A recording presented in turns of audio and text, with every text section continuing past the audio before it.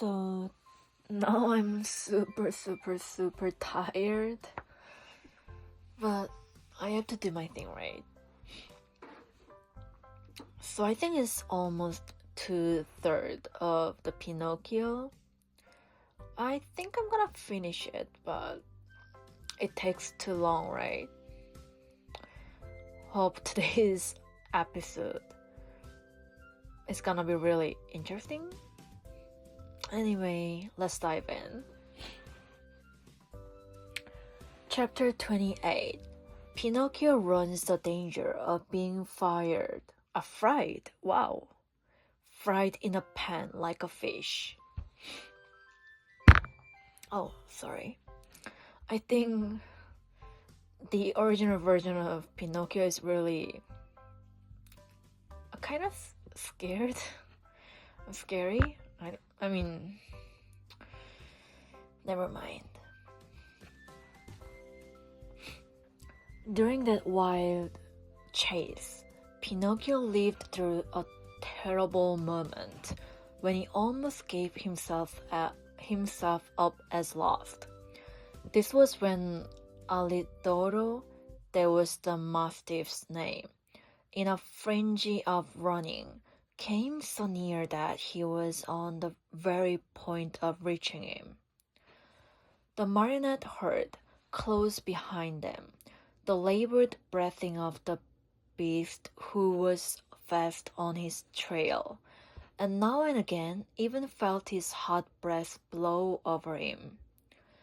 Luckily, by this time, he was very near the shore, and the sea was in sight, in fact, only a few short steps away. As soon as he set foot on the beach, Pinocchio gave a leap and fell into the water.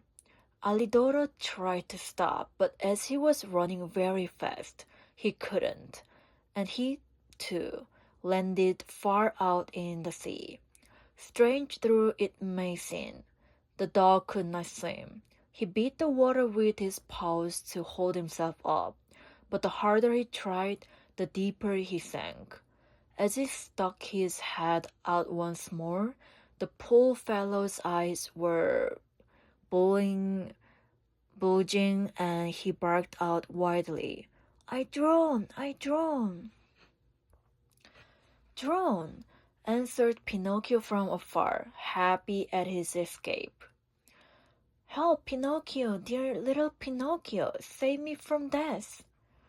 At those cries of suffering, the marionette, who after all had a very kind heart, was moved to compassion.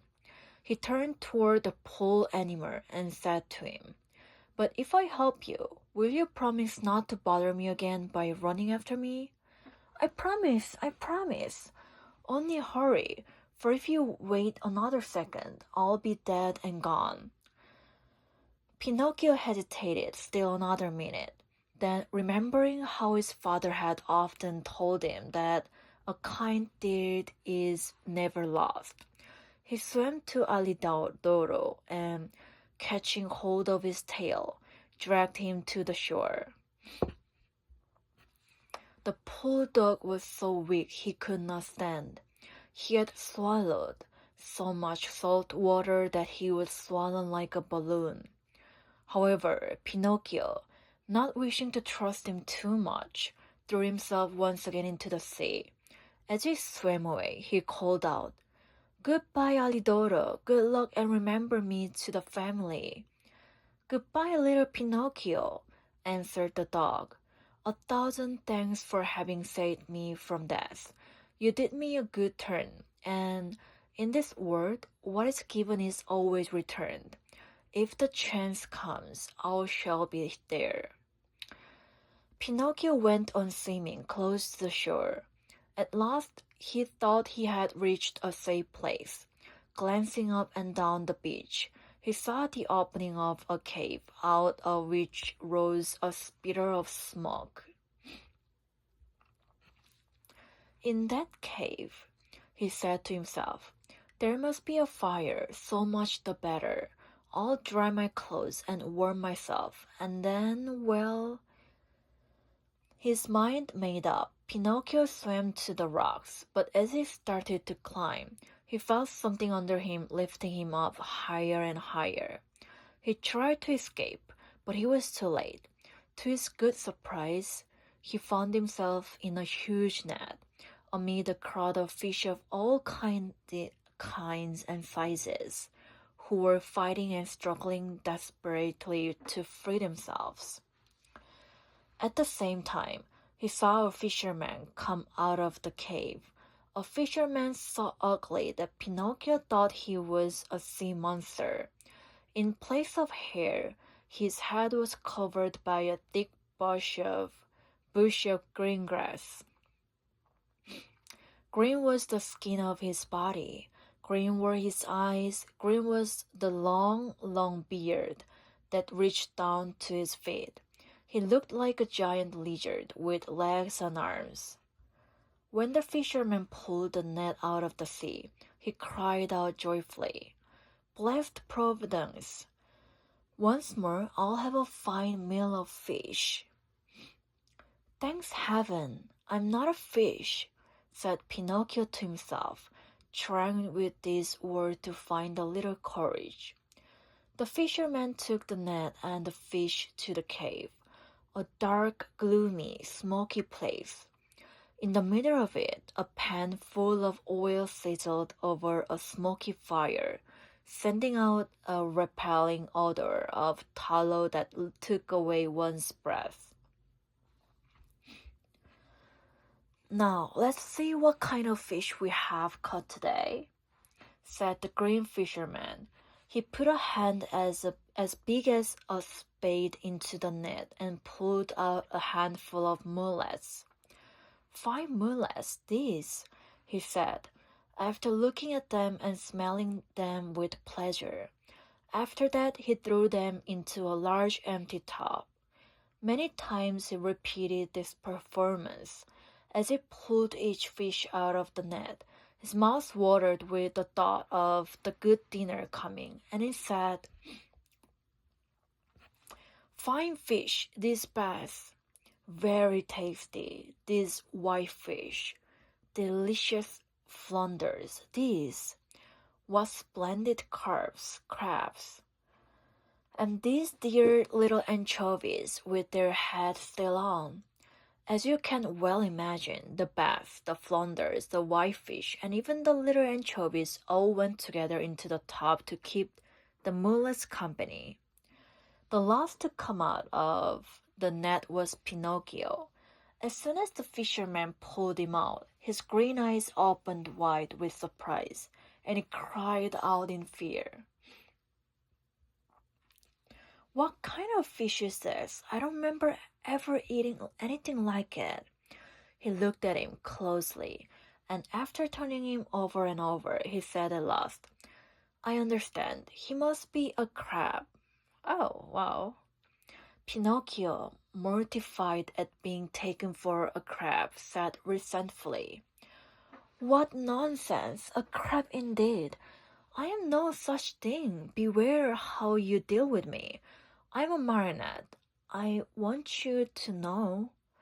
"A marionette?" asked the fisherman.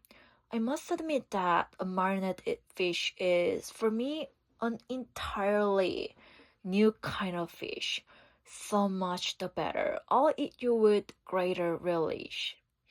"Eat me? But can't you understand that I'm not a fish? Can't you hear that I speak and think as you do?" "It's true," answered the fisherman. "But since I see that you are a fish, well able to talk and think as I do, I'll treat you with all due respect. And that as a sign of my particular esteem, I'll leave to you the choice of the manner in which you are to be cooked. Do you wish to be fried in a pan, or do you prefer to be cooked with tomato sauce?" "To tell the truth," answered Pinocchio, "if I must choose, I should much rather go free so I may return home." "Are you fooling? Do you think that I want to lose the opportunity to taste such a rare fish? A marionette fish does not come very often to these seas. Leave it to me. I'll fry you in the pan with the others. I know you'll like it. It's always a comfort to find oneself in good company.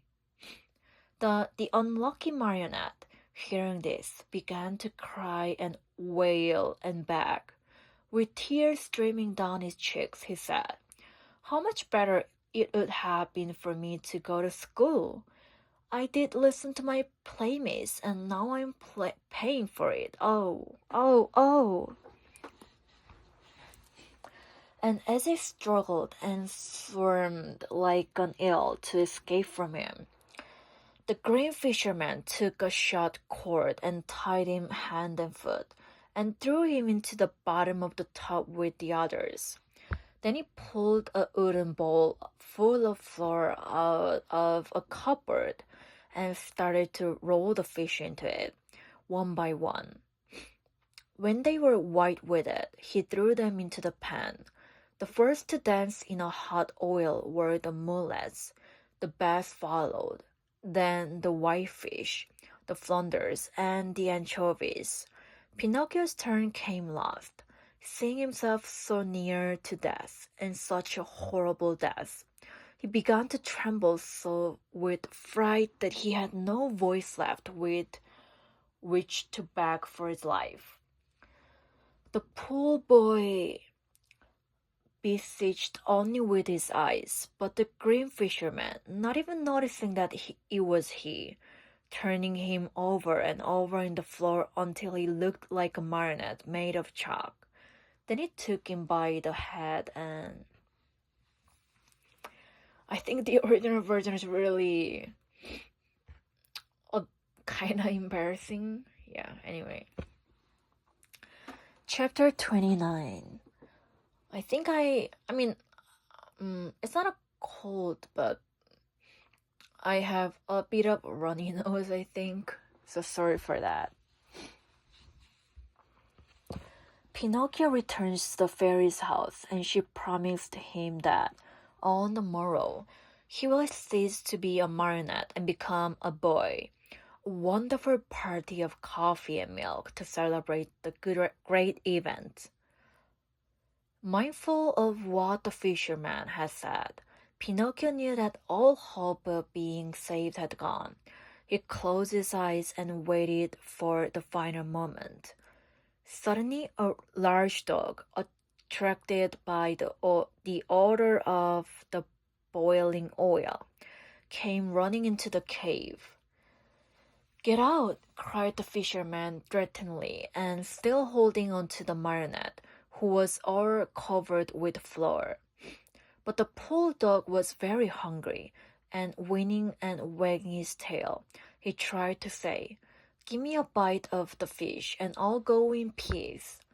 "Get out, I say," repeated the fisherman, and he drew back his foot to give the dog a kick.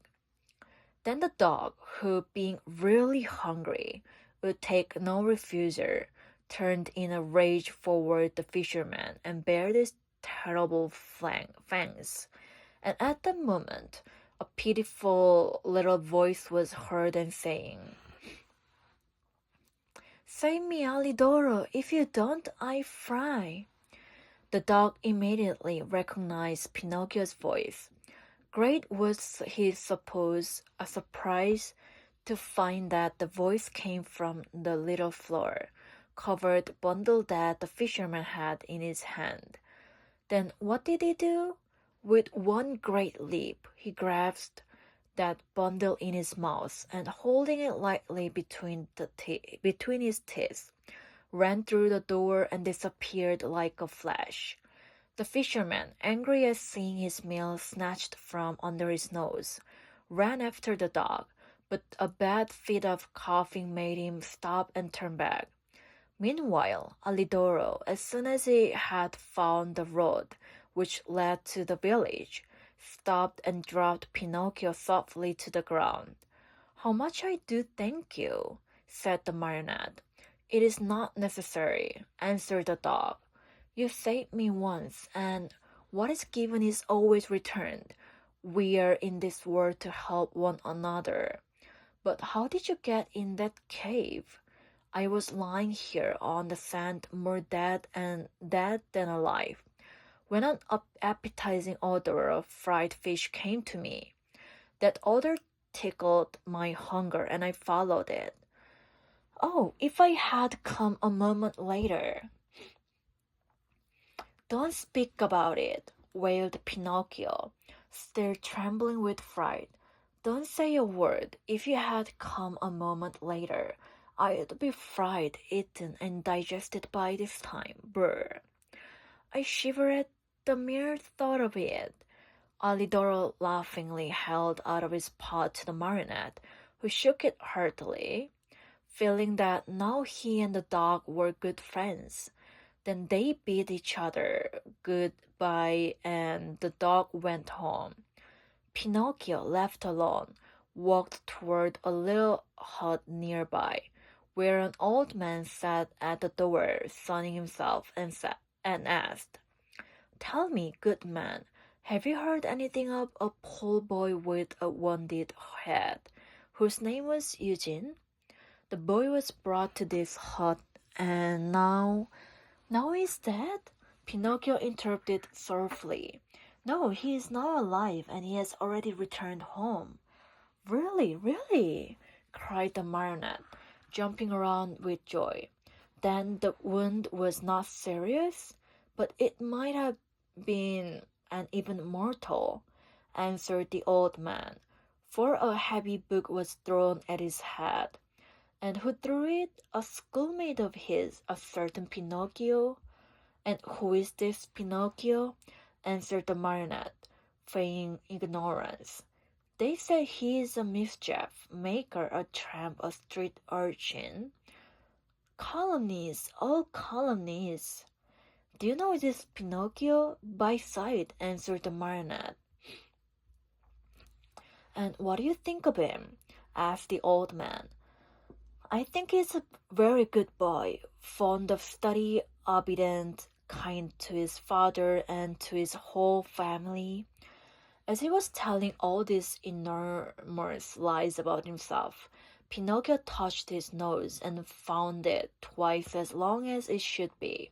Scared out of his wits, he cried out, "Don't listen to me, good man. All the wonderful things I have said are not true at all.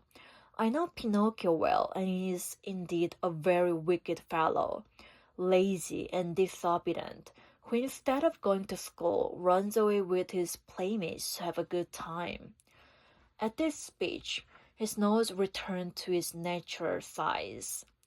"Why are you so pale?" the old man asked suddenly.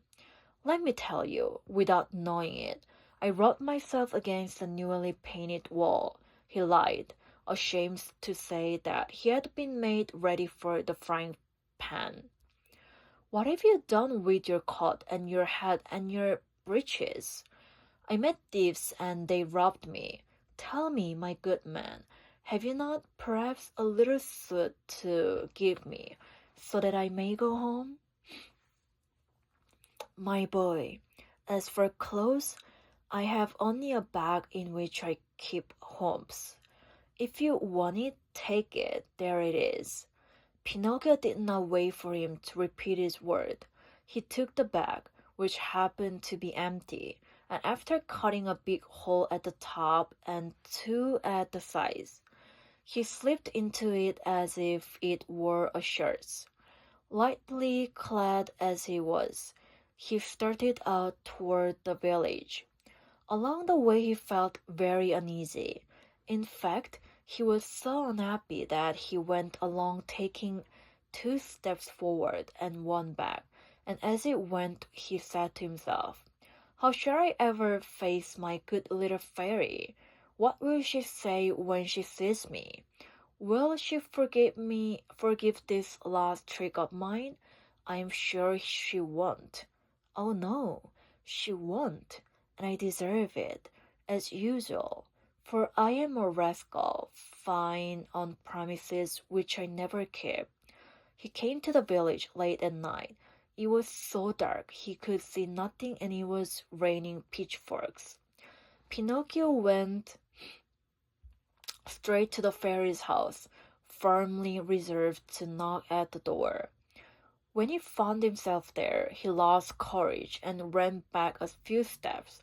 A second time he came to the door and again he ran back. A third time he repeated his performance. The fourth time, before he had time to lose his courage, he grasped the knocker and made a faint sound with it. He waited and waited and waited.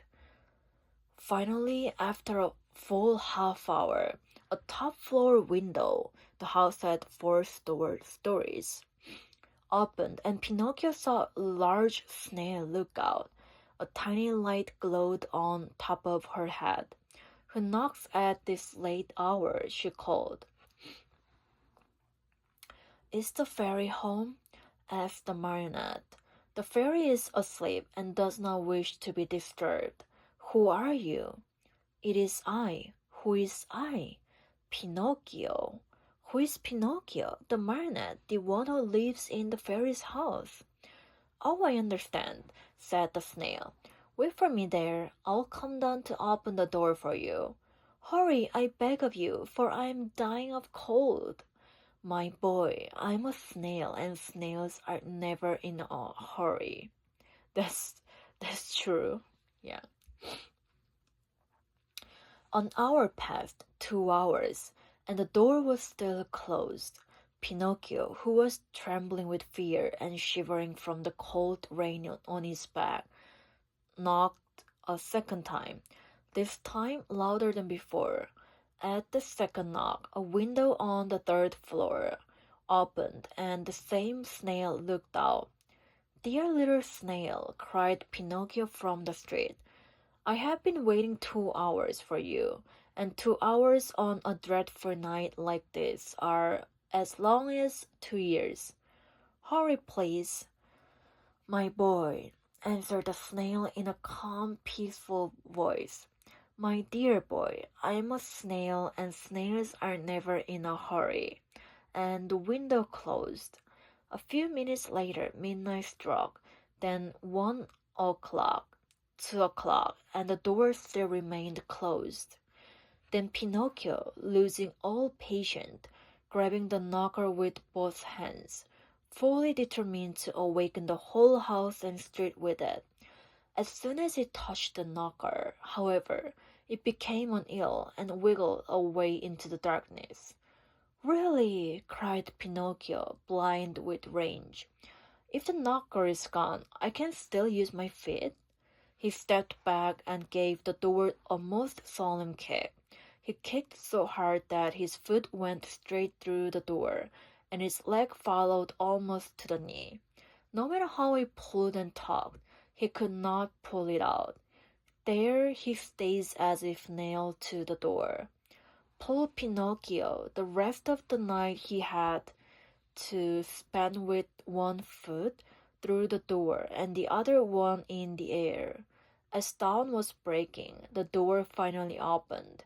That brave little animal, the snail, had taken exactly 9 hours to go from the 4th floor to the street. Wow. How she must have raced! "What are you doing with your foot through the door?" she asked the marionette, laughing. "It was a misfortune. Won't you try, pretty little snail, to free me from this terrible torture?" "My boy, we need a carpenter here, and I have never been one. Ask the fairy to help me. The fairy is asleep and does not want to be disturbed."